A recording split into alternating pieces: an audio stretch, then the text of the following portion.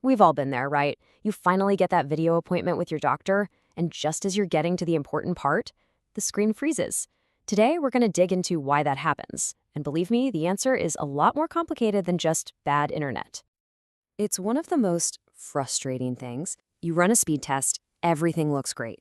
You can stream movies for hours without a single hiccup, but the second you need a really stable connection for something important, like a telehealth visit, it just falls apart. So what is going on? That is the big question we're unpacking today. And look, this isn't just about a little bit of personal frustration. This is a massive global issue. The World Health Organization estimates that a staggering 2 billion people, mostly in rural areas, can't get reliable healthcare. Telehealth is supposed to be the answer, but for so many, that promise is being broken by one very weak link in the chain. So, to really understand the problem, we first have to understand what's at stake. This goes way beyond just technology. We're talking about a fundamental gap in healthcare that affects millions and millions of people. I mean, the whole idea behind telehealth is just revolutionary. It can completely erase geography, right? It brings a specialist right into your living room. For rural communities, this could be absolutely life-changing. But there's a huge roadblock, and it has less to do with whether you have internet and a whole lot more to do with the kind of internet you have. And this chart, wow, this really puts it all into perspective. Half the world's population lives in rural areas, but they are served by less than a quarter of the world's doctors. Telehealth is meant to be the bridge across that enormous gap, which makes it so critical that the connection actually works. So how in the world do we get to the bottom of this rural internet problem? Well, a really fascinating study called the Telehealth Broadband Pilot Program decided to find out, and they took a super high-tech approach to this very real-world challenge.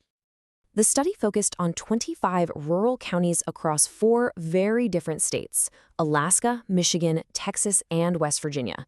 I mean, these are the exact kinds of places where telehealth could have the biggest impact, but they're also where the internet challenges are often the toughest. So, to get a real picture of what was going on, the researchers came up with these special little devices called TBP pods. The best way to think about a pod is like a personal internet weather station for your house. Instead of just doing one speed test, it's constantly measuring your connection's weather, the speed, the stability, the quality, every single hour of the day. And the process for the people participating? It was brilliantly simple. They just had to plug this little pod into their modem at home or at their business. That's it.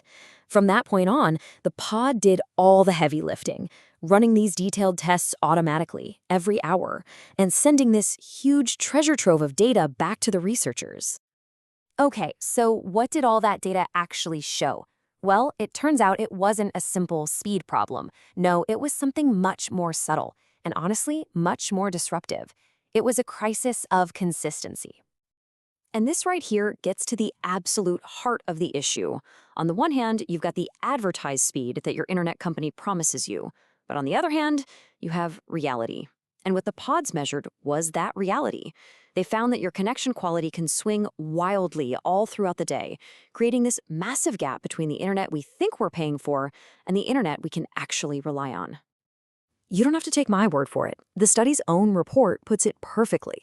They said we have to consider broadband reliability and consistency in addition to broadband connection access. In other words, just having a connection isn't the point. It's having one you can actually count on when it matters. Let's look at a real example from the study. In Texas, even in some of the best connected areas they tested, the internet was only good enough for a high-quality video call about 70% of the time. Think about what that means. For almost a third of the day, that same good connection was just too unstable for a doctor's visit. And that is the real-world impact of this consistency crisis. Here's a good way to think about it. Streaming a movie is like filling a bucket with a leaky hose. Sure, some water spills out, and it might take a little longer to fill up, that's buffering, but eventually the bucket gets full. A live video call with your doctor, though, that's like trying to drink directly from that leaky hose.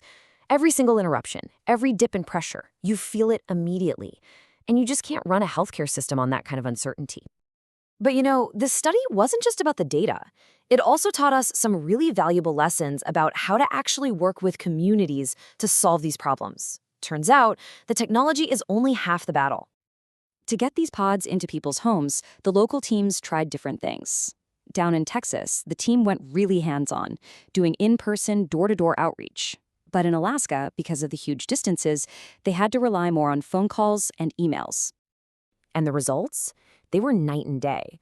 The in-person strategy in Texas got 179 pods successfully deployed.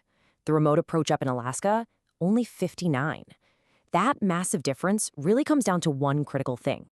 And that one critical thing was trust. I mean, think about it. You're asking someone to plug a strange data-collecting device into their private home network. That requires a real human connection. And that trust was built way more effectively face-to-face. It's just a powerful reminder that sometimes the most high-tech projects depend on good old-fashioned community engagement.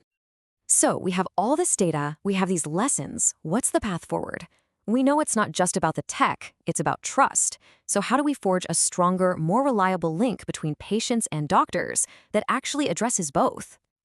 Well, first, let's just talk about the money, because the financial stakes are huge. When telehealth works, it saves everybody money. One study found the average telehealth visit costs just $79, while an in-person visit was almost double that at $146. So solving this reliability problem isn't just about health, it's about making healthcare way more affordable. The report basically lays out a clear roadmap. First, policymakers have got to start focusing on consistency, not just access. Second, we need to give people the tools to actually understand and test their own connections. And third, we have to keep building that trust through local partners, all while investing in the actual infrastructure to make rural internet as dependable as, say, running water. And all of this brings us to the final, really big question that this research forces us to ask. In a world where your access to a doctor, to education, even to a job depends on your connection, what is reliable internet? Is it just a basic utility like electricity? Is it a luxury for those who can afford the best? Or has it become something more? Something like a modern human right that's essential to just participate in society? That's really something to think about.